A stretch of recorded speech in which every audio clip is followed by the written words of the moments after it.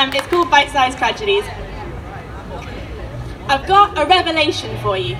Problems are bad. Problems are problems until they get out of hand, till they get too big to understand. See, problems are terrible until they're unquantifiable, until they're too much to comprehend, and then they just end up in the back of my mind with my overflowing laundry basket and other things I don't want to think about. See, one child dying is terrible. 2, 3, 4 more terrible until it's 10, or 20, or 100, I don't know the exact number, but then it's just another day. Another page in a newspaper we don't really want to read because we need to be able to understand tragedy, and I can't make sense of a world that allows unnecessary fatalities, and I can't make sense of my place in it either. See, one cow getting killed is terrible.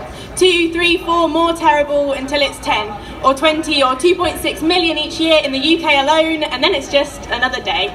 Another Facebook post on a news feed we don't really want to read because it's hard to justify that level of innocent suffering for humans' pleasure, so we measure it all out and somehow come back with justified, and you haven't lived until you've tried bacon or your godforsaken steak, and try not to think too much about where it came from. Woo! See?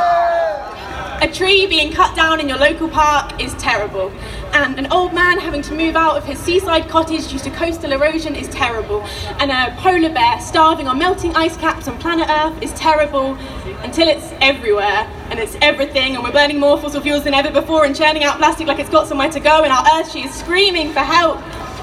And then it's just another day, another preachy poem we don't want to hear out of fear that we actually have to change something in our lives, so we compartmentalise, even trivialise, say I recycle sometimes, and I did my bit because I tweeted about how I'm glad they switched to paper straws at Wetherspoons, and then jump in our cars and say suck on these fumes, and for a nation that talks a lot about the weather, we don't seem to give too much thought to the climate, and that mountain looks nice, so I'm going to climb it, stick a pole in the top, look out and exclaim about the beauty of the natural world while she's curled up in a ball, drowning in our crocodile tears.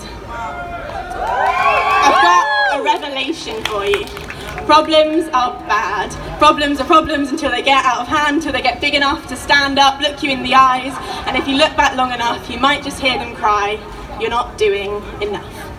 Thank you.